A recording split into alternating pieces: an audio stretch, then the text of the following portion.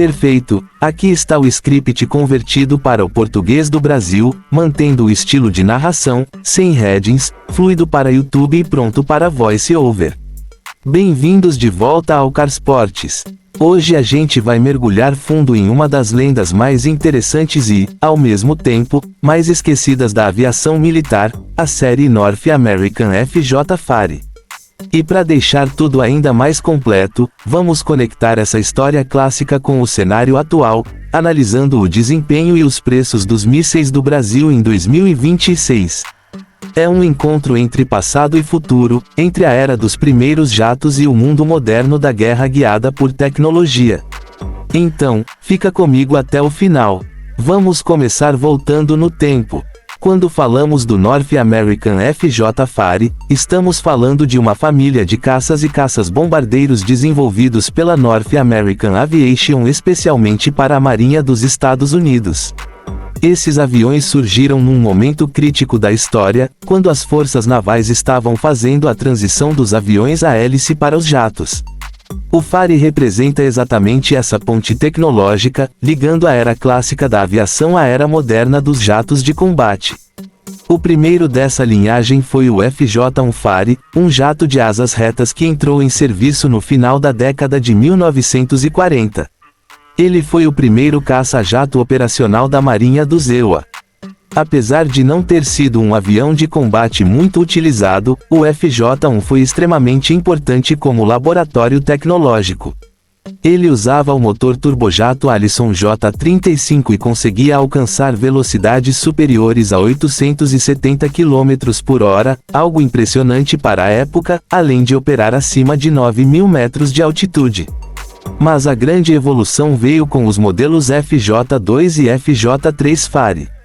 Esses aviões foram derivados diretamente do famoso F-86 Sabre, um dos caças mais icônicos da Guerra da Coreia.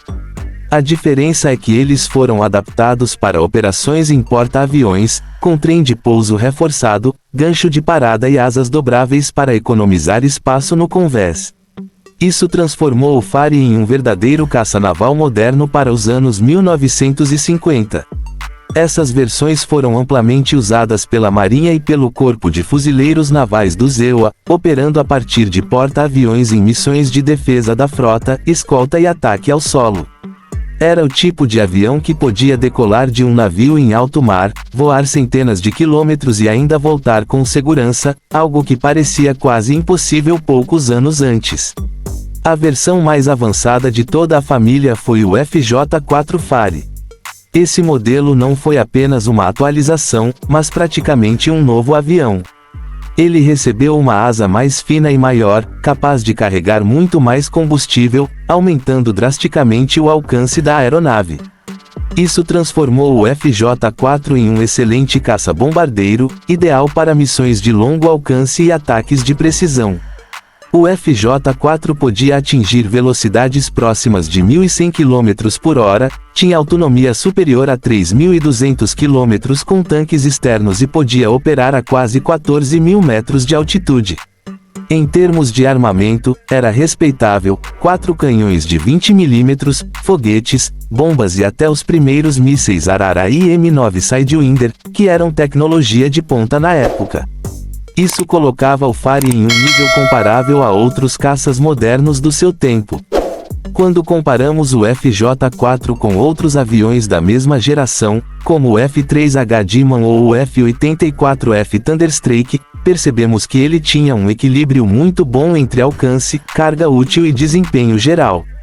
Ele não era o mais rápido, mas era extremamente versátil, e isso fazia toda a diferença em operações navais.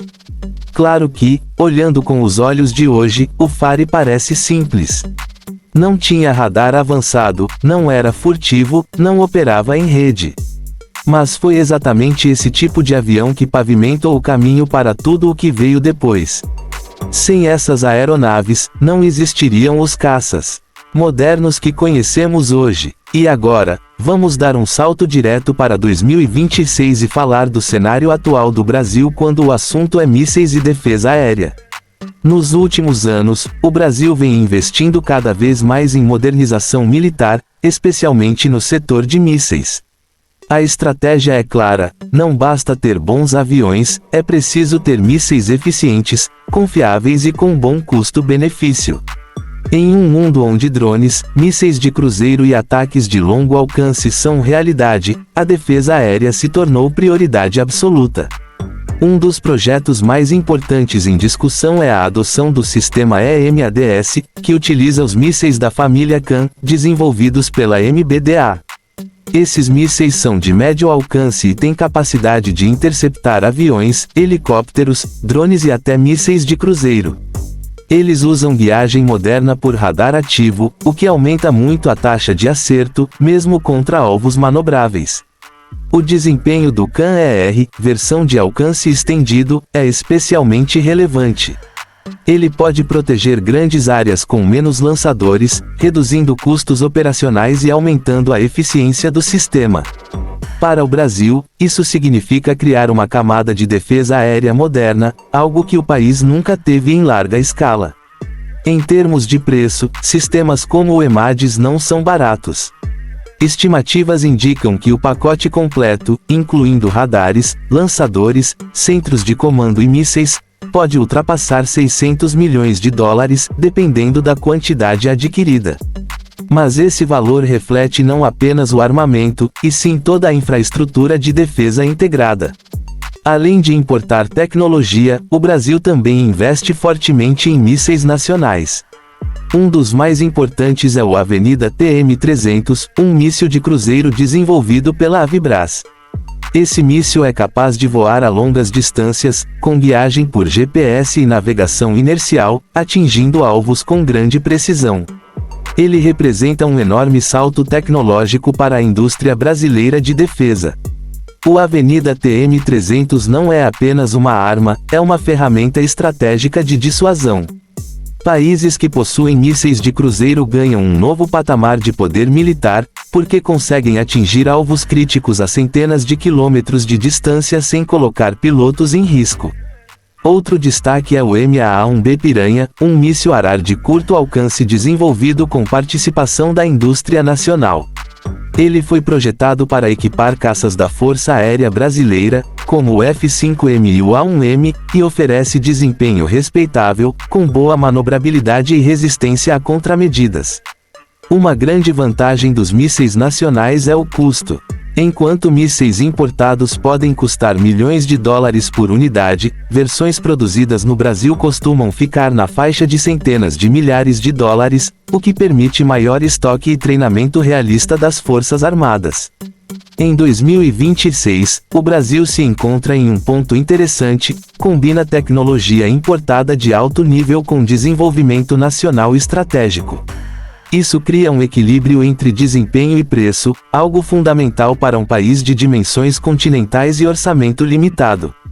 Quando olhamos para trás e comparamos isso com o FJ-FAR, fica claro como a guerra mudou.